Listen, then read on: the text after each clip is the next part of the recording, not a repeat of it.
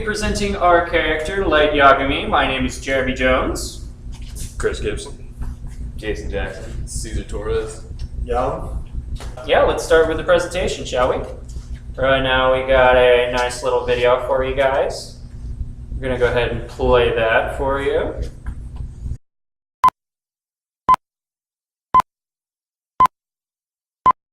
Today, at approximately 11 a.m., a 32-year-old man was found stabbed to death in his apartment in the city of Yokohama, Kanagawa Prefecture.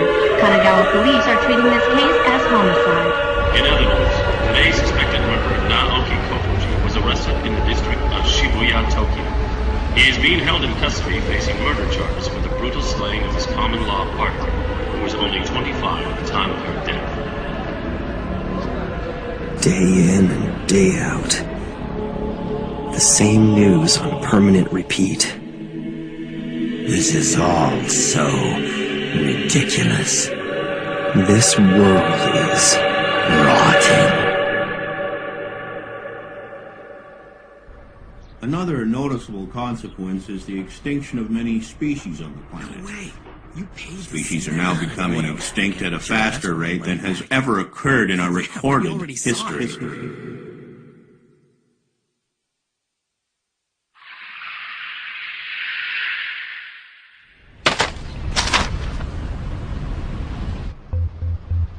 Alright, now that that's finished, I'm going to go ahead and talk a little bit about the introduction. Alright, so we have our average high school, or a little smarter than average high school student named Light Yagami. His family consists of his stay-at-home mom, his little sister who happens to be in middle school, and his dad who is currently working as chief of police in Japan. His morals and values came around while he was growing up. He kind of accumulated this thought, an idea that, or his sense of justice basically, from his father. And he sees all of this crime and burglary and all these different terrible things that goes on in the world, and he feels like the judicial process is not working the way it should. The only reason why he's the main character in this series is because he found this magic book called the Death Note. See, the Death Note, you write someone's name in it, think of their face, and they die. Our two theories of choice are the end space theory and the Johari window. And we have another little clip for you.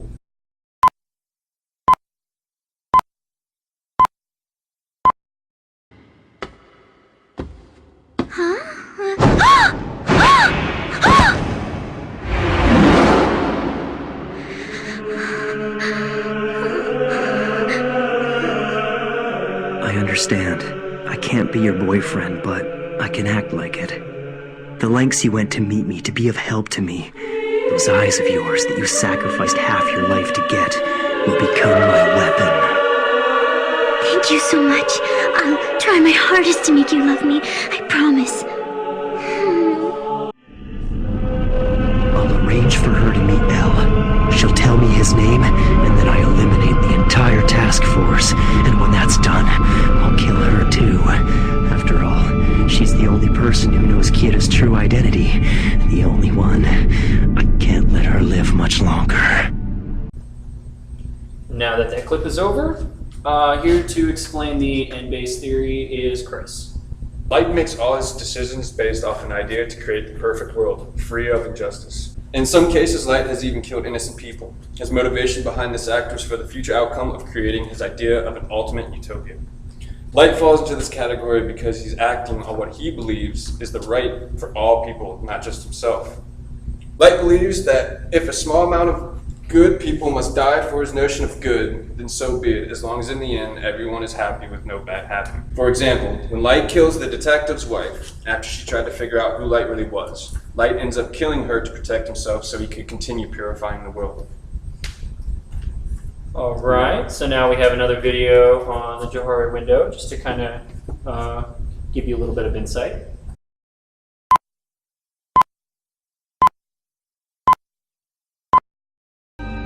There's no other way of looking at it. If Kira was controlling the hijacker, chances are he killed him too. I still don't see it. I've been wondering about that bus jacking ever since my fiancé first told me about it. After he calmed down, I asked him for details. He didn't mention any names or anything like that, but he told me one thing. What did he say? That he'd been put in a situation where he had to show his FBI ID to someone.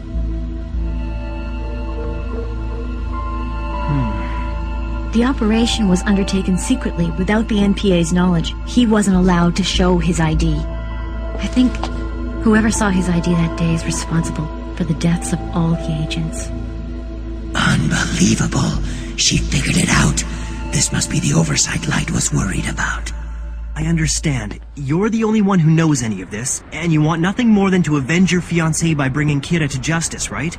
And now you're convinced that Kira can kill without using a heart attack. That's right.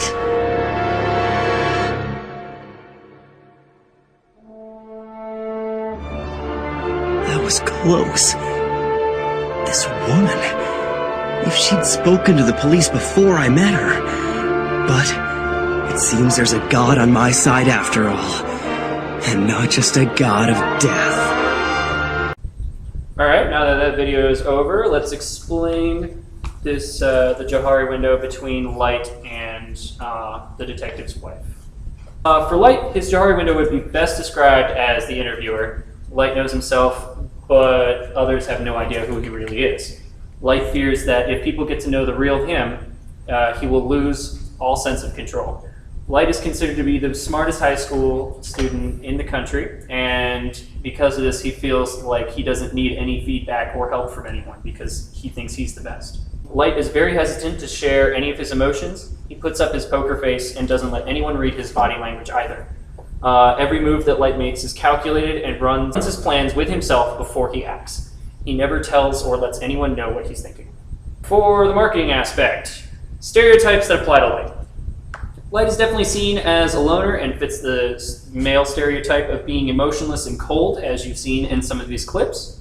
Light also falls into the stereotype of consistently seeking a position of power, as he's constantly speaking of creating this new world by himself and becoming god of that new world.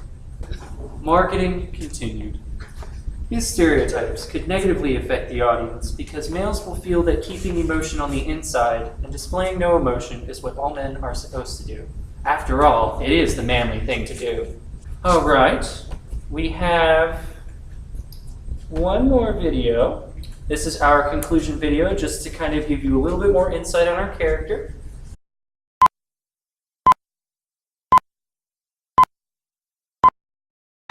No, wait. Maybe I'm wrong. This is exactly what I've been thinking about lately. This world is rotting, and those who are making it rot deserve to die. Someone has to do it, so why not me? Even if it means sacrificing my own mind and soul, it's worth it. Because the world can't go on like this. I wonder, what if someone else had picked up this notebook? Is there anyone out there other than me who'd be willing to eliminate the vermin from the world? If I don't do it, then who will? That's just it, there's no one. But I can do it. In fact, I'm the only one who can. I'll do it. Using the Death Note, I'll change the world.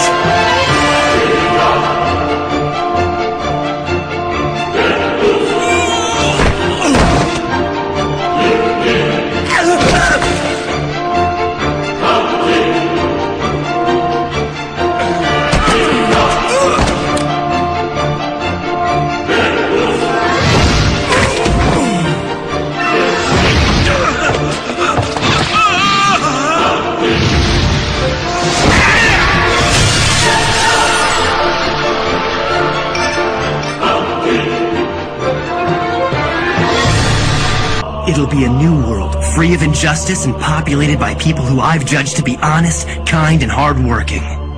But if you did that, it would make you the only bad person left. I have no idea what you're talking about. I'm a hardworking honor student who's considered to be one of Japan's best and brightest. And I will become the god of this new world. It's just as I thought. Humans are so interesting. Kira. I will hunt you down wherever you're hiding, and I will eliminate you. I am justice. Alright, now that that video is done, we can give you the conclusion. So, in conclusion, Light is a self-driven person that has no sympathy for anyone that commits crimes. He has a major God complex. He can only see his point of view and cannot see anyone else's. And he also thinks that he's the only one who can create a perfect utopia. When Light gets a plot to kill someone, he spends time thinking in careful detail how he's going to kill his victims.